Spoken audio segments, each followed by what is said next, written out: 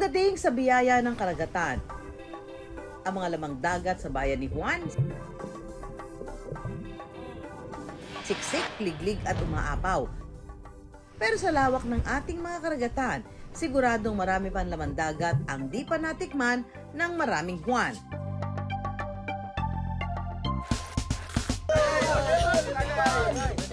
Kung napasyat puno sa inuman at akalaing may tama na, walang mahihilo mga ka-wonder. Ang inihain naming pulutan, ang paboritong pagsaluhan ng barkada kapag nag-happy-happy, chicharong bulaklak pa rin ba yan? So lasa po siyang parang karne, yung taba na part, and mas masarap po siya pag maanghang. Ang mga isdang ibinabagsak sa mga pondohan o fish port, banye-banyera. Pero may isang sadyang bukod tangi ang hugis. At di lang yan, packaging. Kapag naluto na sa iba't ibang paraan, out of the box daw ang sarap. Isda ba talaga yung yarn? Katulad siya sa lapu-lapu yung lasa niya. Tapos masarap, malinamnam. Mula dagat, may biyaya ring makukuha sa basang lupa. Kung all year around naglipa na ang iba't ibang halaman o damong dagat na pwedeng kainin, tuwing tagulan naman, nagsusulputan ang napakaliliit na halamang ito. Pero siksik daw sa lasa. Di texture na, mas lang jelly talaga. At sa pusod ng kamay nilaan, amoy pa lang ng nilulutong isdang ito, solved na ang gutom. Babakas ka ba sa food trip namin sa Quiapo? Bili ako isa. Gagawa ako ng lumpiang galing sa bakas. Pero ang talaga daw na nagpasarap sa mga pagkain ito, ang mga kwentong bahagi ng ating kultura at kasaysayan. I wonder, mga pambihirang pagkain mula sa dagat at lupa na itik sa kwento, panalo rin ba ang lasa? Dati sa inuman, maliban sa inumin, bidang-bida rin ang pulutan. Lalo na ang chicharong bulaklak. Malinamnam at malasa. At bumabasag ng katahimikan sa lutong. Katunayan, hanggang sa kailaliman ng dagat, may gusto pang humamon sa chicharong bulaklak. Bring it on! Ang tawag sa madulas at animoy chicharong bulaklak na lamang dagat na ito, bobohan. Para sa mahuhusay sa Ingles, carpet anemone. Hindi siya nga yung anemone na mas mahahaba ang tentacles. Siya ay more na lumalapad tapos mas maliliit yung na para siyang carpet. At ito ay nakikita sa mga mabubuhangin, mamadi, tapos merong konting corals dyan. Sa unang tingin na pagkakamalang bituka ito ng baboy na ginagawang chicharong bulaklak. Hindi rin ito galing ng slaughterhouse o katayan kundi sa pusod ng dagat, sariwang-sariwa at kahuhuli lang.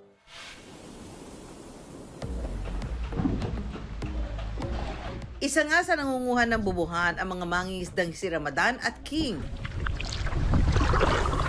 Yung gloves na ito para sa protekto po ng kamay para hindi makati. Kasi makati po yung bubuhan.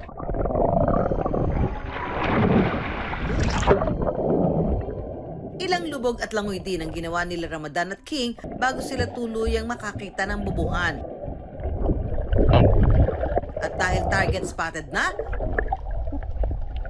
kukunin ito gamit ang dala nilang pala.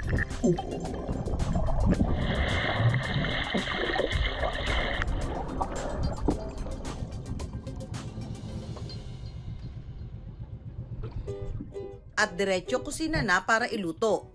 Toka dyan ang content creator at ka-wonder nating si Deco na isang Sama Badyaw. Ang pagluto po ng bobohan ay matagal na pong natuklasan ng aming tribo. Karamihan po ng mga tribong Sama ay nakatira sa tabing dalampasigan po. Ang pagkain po ng bobohan ay isang tradisyonal na rin po sa aming tribo. Ang isa raw sa paboritong ulam nila, ang kare-kare, at dahil ipinagbabawal ang karne ng baboy sa kanilang samahan, ang sahog ng kanilang kare-kare, bobohan.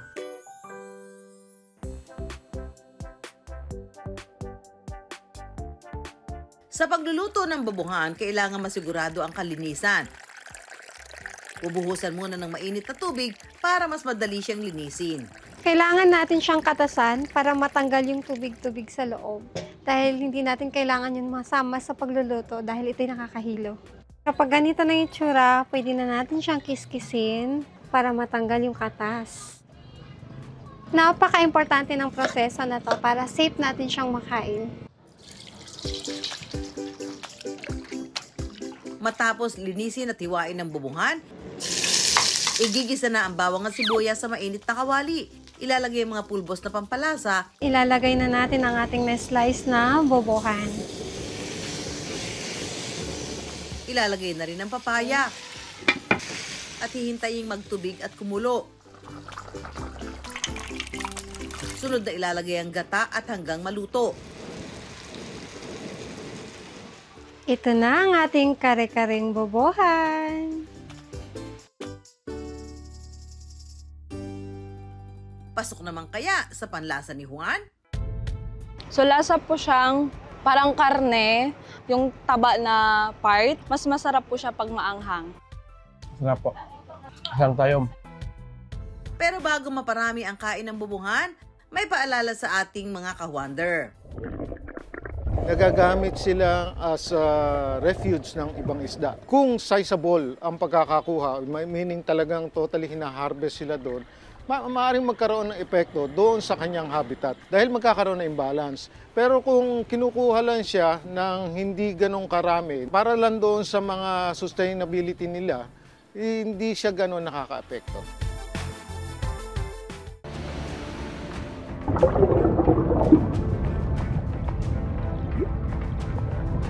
Sa dami ng laman dagat na meron tayo dito sa Pilipinas, name it, we have it. Pero sa Palawan, may isang isda na sadyang kakaiba ang hugis. At di yan dinaan sa packaging lang ha. Natural beauty na out of the box, hindi bilugan, hindi palapad, at hindi rin pahaba. Ano ang isdang ito?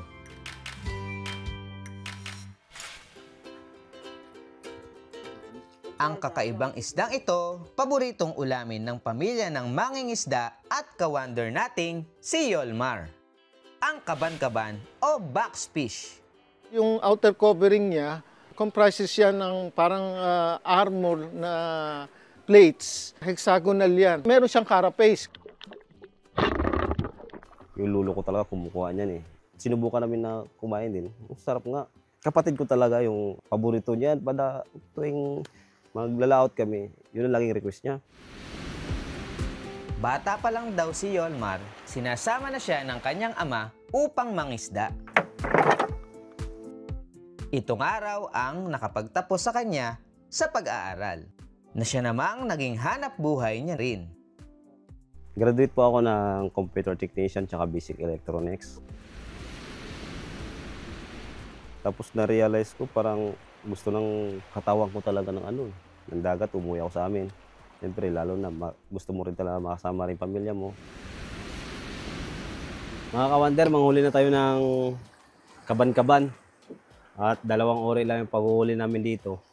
Yung isa ay pagpana, yung isa naman ay dukutin lang sa butas ng mga bato. Kalimitan target nila pagka nangingisda sila ang kaban-kaban. Dahil madali nan daw ito mabinwit o mapana.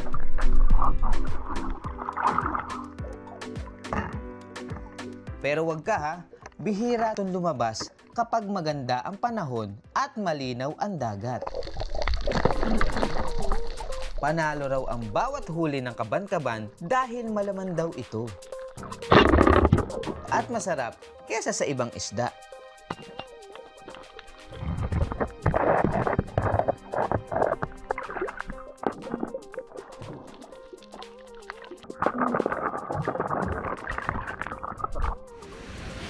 Nang makahuli na ng sapat si Yolmar, it's time to cook! And the best na luto raw ng kaban-kaban, sinugba o inihaw. Pero ngayong araw, tila raw nangangasim daw ang panga ni Yolmar.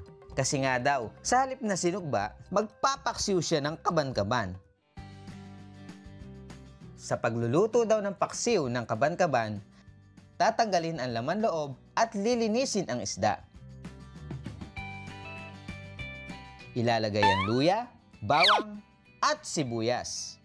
At titimplahan ng suka at mga pampalasa. Lagyan ng konting tubig at pakuluin para mas malinamnam ang asim. Naglalagay din si Yolmar ng dahon ng kalatoy-toy. Pulot lang po ito sa niyugan. Tumutubo lang itong mga kawander. Hindi po ito itinatanim. Ilang minuto lang, matapos kumulo, ihanda na ang mga kamay sa paghimay at pwede nang lantakan ang paksiw na kaban-kaban!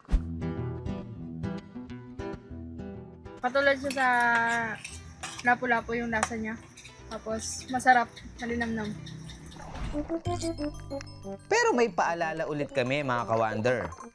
Dahil hindi gaya ng ibang isda, hindi pwedeng kainin ang balat ng kaban-kaban. Kasi ay meron po kasi siyang toxin. Maaari pong yung toxin ay nasa balat po niya at saka nasa internal organs po niya. So hindi po siya pwedeng basta-basta kainin lamang. Kung mali po yung pagprepara niya o mali po yung luto niya, ay maaari po siyang makasama sa atin, maaari pong magdulot ng sakit o ng karamdaman.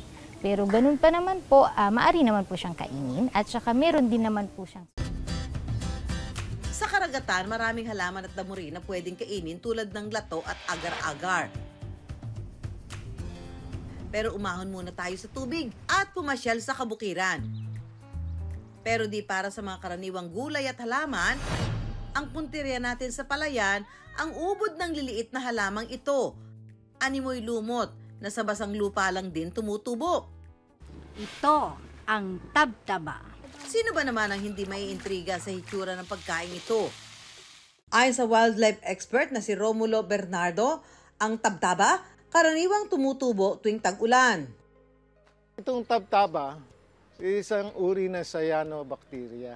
Isang bakterya siya, noston. Itong bakterya na to, usually na tumutubo siya after the rain sa mga palayan, na matubig, tapos nag-imbak ng tubig dyan. Doon lumalaki. Dumadami sila. May parang, ito kung tawagin natin lumot. Sa bayan ng Badok, Ilocos Norte, likas daw ang mga tabtaba sa mga basang bukirin. Kayang mabuhay kahit sa matinding init o lamig. Mayaman daw ito sa bitamina at amino acids. Meet Teacher Lizelle, isang guro sa Badok, Ilocos Norte. Bukod daw sa oras na ginugugol sa eskwela, madalas ding tumambay si Teacher Lizelle sa mga palayan para manguhan ng tabtaba. Sa murang edad, natuto na siyang manguhan nito kasama ang kanyang mga tiyahin. Kapag maulan na, marami ang nangunguhan ng tabtaba at saka tinitinda sa palengke.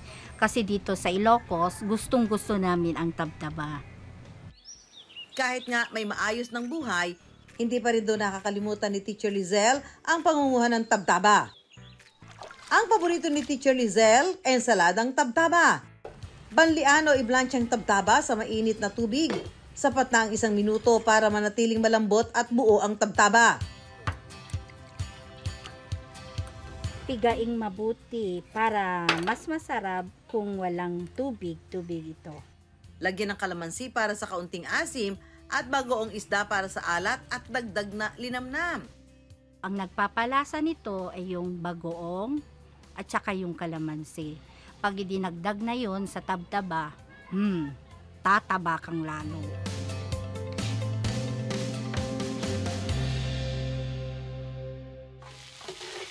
But wait, meron pang ibang luto sa tabtaba.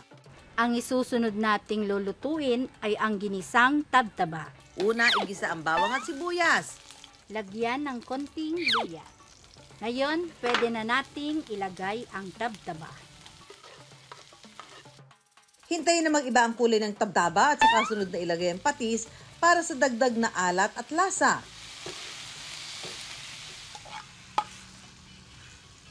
Ang ginisang tabtaba. Ano kaya ang say ng ating mga ka-wonder sa ginisang tabtaba? Naima. First time ko pa ilang lukat mo karaman. Di texture na, nas lang jelly talaga. Tas di raman na, karamraman ti pukpuklo. Para lang naman po siya talagang lumot. Para lang din po siyang gulay na merong fiber, merong kaunting mga bitamina, katulad po ng mga phytonutrients na maganda sa katawan. Hindi man mamahaling putahe, hindi na mawala sa hapagkainan ni Teacher Lizelle ang tabtab. Bago pa nauso ang refrigerator at palamigan, ilang mga paraan ng pag-iimbak ng pagkain ng ating mga ninuno ang pagbuburo at pagtitinapa, lalo na kung isda. Ang mga kababayan nating Muslim mula Mindanao, ang pambatong tinapa, pangmalakasan. Hanip na sa lasa, higante pa sa laki. Ang sarap ng tinapang yan, lumangoy na pa Maynila. Yan ang bakas na matitikman na rin sa Quiapo. Isang espesyal na tinapang gawa sa yellowfin tuna o bariles na bahagi na ng kulturang Maranao. Karaniwang kasing haba ng braso ng tao ang kada bakas. Kahit hindi na iprito, pwede nang kainin. 100% free from preservatives. Ang tinapa naman kasi ay isa sa mga matandang pagkain na dito sa atin at ang proseso kasi ng pagtatapa ay isa sa mga tinatawag natin na pagtitinggal ng pagkain. Dito sa pusod ng Quiapo, Maynila, matatagpuan ang isang makulay na komunidad ng mga kababayan nating Muslim. Bakas na bakas ang kanilang kultura at mga tradisyon, kabilang syempre ang kanilang masasarap na pagkain. Malayo pa lang maaamoy na ang usok na nagmumula sa mga ihawan ng bakas. Ang isa sa mga nagdala ng pagkain ito sa Maynila, ang ka-wonder nating si Fatima. Siguro mga 10 taon kami dito sa Quiapo. Nagsimula kami ng maliit na tindahan, tapos siguro mga yung nagtinda kami ng isdang bakas, sabi nila na bakas. Siguro mga 5 years na ngayon. Sa 5 taon nilang pagtitinda ng bakas, garantisado na raw ni na Fatima ang tamang lasa at paghahanda nito. Bata pa kami, marunong na kami mag-iyaw ng isda kasi nakikita namin sa mga sino ng mga tao, yung mga magulang namin na nagpaano iyawin ng isda. Ayun, ginagaya namin. Sa palengke galing ang mga tuna na gagawing bakas. Lilinisin mabuti at aalisin ang lamang loob. Kapag malinis na ang isda, itutuhog na ang mga ito sa patpat. Ang mga nakatuhog na isda, iihawin sa baga. Niluluto ito ng higit sa 1 hanggang 2 oras sa malumanay na init. Slow cooking para sure na nanunuot ang lasa at smoky flavor. Kailangan yung apoy na mahina, hindi pwede malakas kasi masusunog. Yung normal na pag ng apoy. Kung ang nakagis na nating tinapa ibinababad sa templadong tubig na may asin at saka pinapausukan, ang bakas direktang inilalagay sa ihawan ng walang kahit anong pampalasa tulad ng asin. Balidong po sa mga kumakain ng ating tuna na tinapa, hindi naman po natin kailangan masyadong magbawas or mag-ingat po sa dami ng kain nito dahil mas maganda nga po siyang alternative kesa po sa baboy at baka at dahil mas less po yung kanyang taba. Pero syempre po, wag naman po yung makaubos tayo ng tipong 1 kilo sa isang upuan. Yung pong normal lang na serving ng isda natin, which is parang kasing laki po ng palad natin kada kain. At dahil naiintriga ako sa malaking tinapa na ito, dadayuhin natin ang tindahan ni Fatima para bumili ng bakas na gagawin nating lumpia. Ito kuya, ang alam natin dito sa Tagalog, tambakol talaga to. Ginagataan nga yan ginagataan, iba sinasabawan, piniprito. Pero dito inihawan, no? Ihaw, luto na yan. Luto na, pwede naman. Ihawin uli. Okay. Magkano isa? 450 po. Pare-pareho ang price niyan? O may mas malaki? Malaki ito. Alin ang 450? Bili ako isa.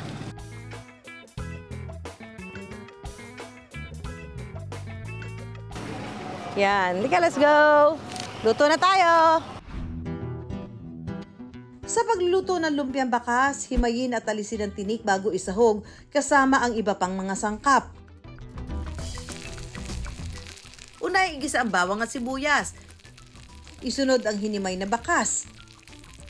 Sunod na ilagay ang patatas, carrots, at mga pampalasa tulad ng asin at paminta. At kapag luto na ang filling, sunod namang ihanda ang wrapper. Laki. Parang laki nung ano. Lugi dito magtitinda.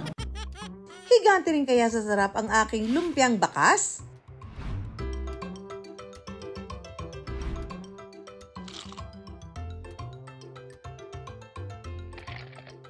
Sarap talaga.